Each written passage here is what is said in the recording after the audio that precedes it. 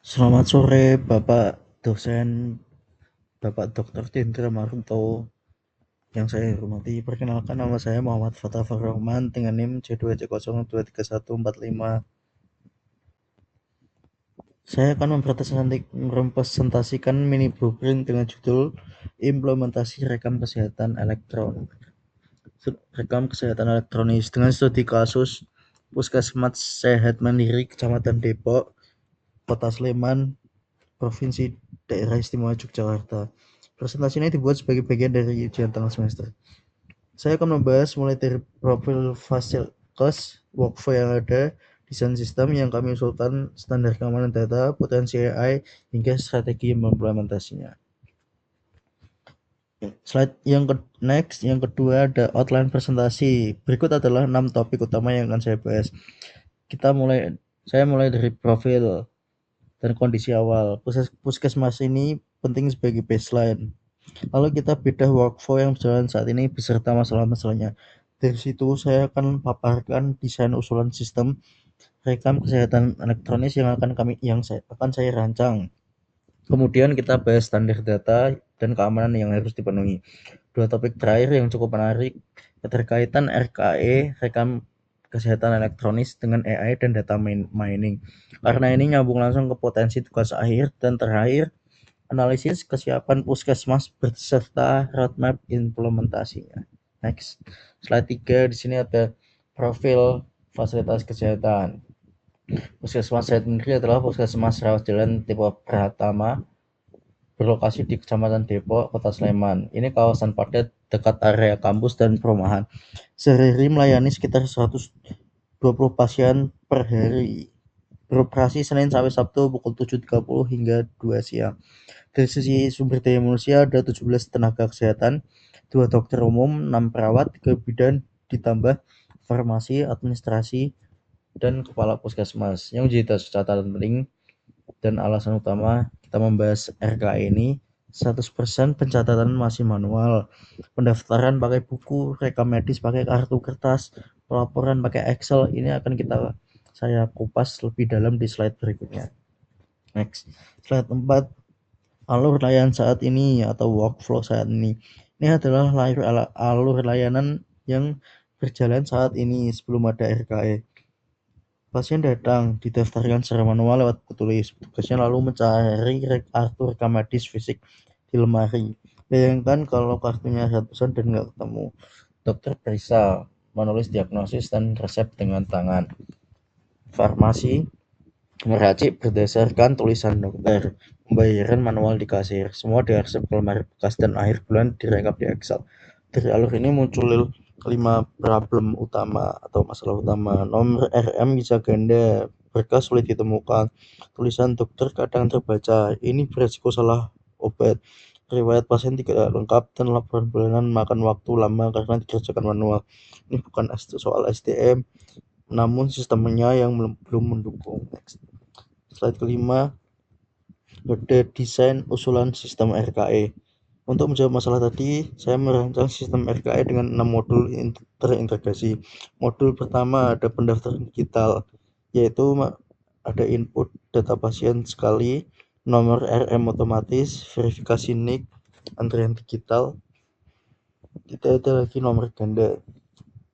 Modul kedua, pemeriksaan dokter.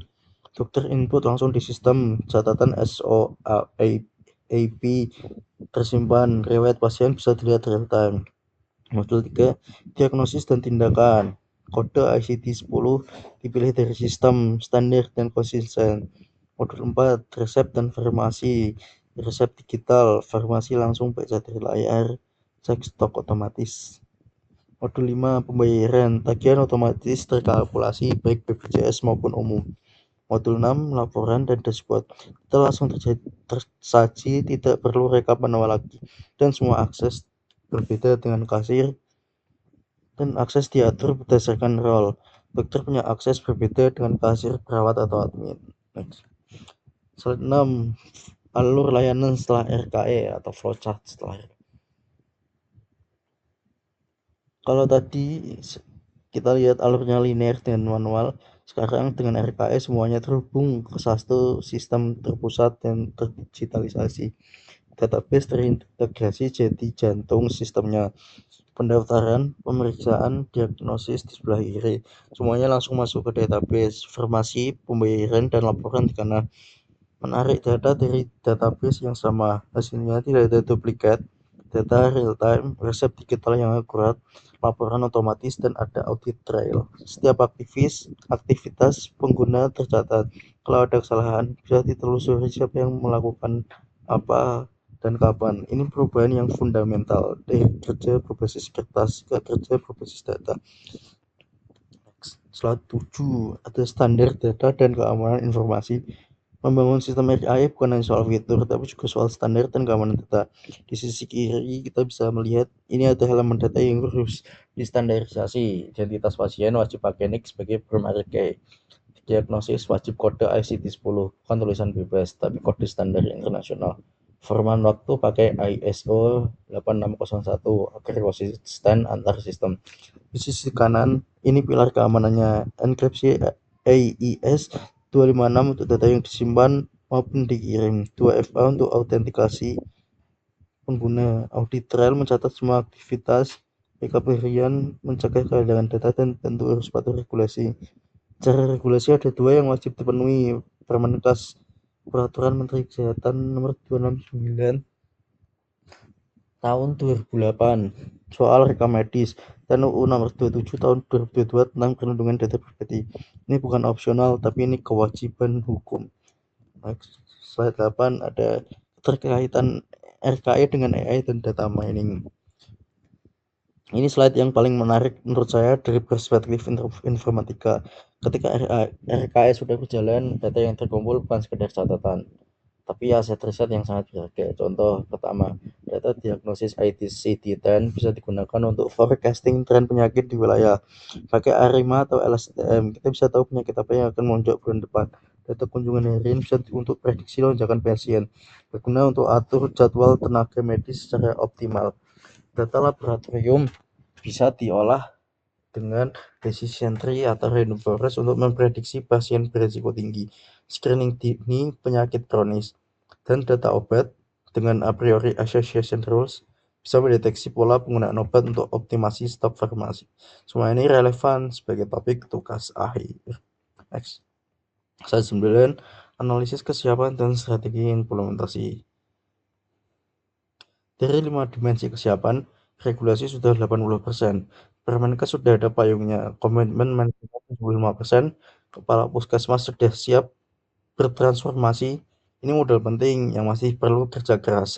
Sumber daya manusia 60%, perlu pelatihan intensif 2-4 minggu. Anggaran 50% perlu koordinasi dengan dinas kesehatan dan APBD. Dan infrastruktur paling rendah 45%, masih perlu pengadaan PC dan jaringan LAN yang memadai. Berdasarkan audisi ini, kami mengusulkan implementasi 3 fase. Fase pertama bulan 1 sampai bulan 3, bangun infrastruktur dan latih SDM, mulai dari modul pendaftaran digital dan lain-lain. Fase kedua bulan 4 sampai bulan 6, aktifkan modul pemeriksaan, farmasi, dan pembayaran. Fase ketiga bulan 7 ke atas, laporan otomatis, integrasi BPJS, dan dashboard berbasis AI. Pendekatan bertahap ini lebih realistis dan meminimalisir risiko kegagalan. Next. Slide 10 kesimpulan. Pertama, dan ini yang paling penting, puskesmas sehat mandiri layak dan mampu menerapkan RAI dengan skema bertahap yang sudah kami rancang. Prioritas awal adalah modul pendaftaran digital dan rekam medis dokter. Ini yang paling berdampak langsung dan paling visible di fase pertama. Risiko terbesarnya ada 2, resistensi petugas yang sudah terbiasa manual dan keterbatasan infrastruktur jaringan. Kedua bisa diatasi dengan pendampingan dan pelatihan yang terstruktur. Standar ICD-10, NIK, dan enkripsi data harus diterapkan sejak pertama, bukan belakangan. Karena migrasi data yang tidak standar itu mahal dan menyakitkan. Dan terakhir, data RKE ini punya potensi riset yang besar, khususnya untuk klasifikasi penyakit ISPA berbasis machine learning yang bisa menjadi topik tugas akhir yang kuat.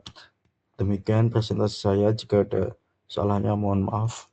Wabillahi taufiq hidayah. Wassalamualaikum warahmatullahi wabarakatuh. Waalaikumsalam.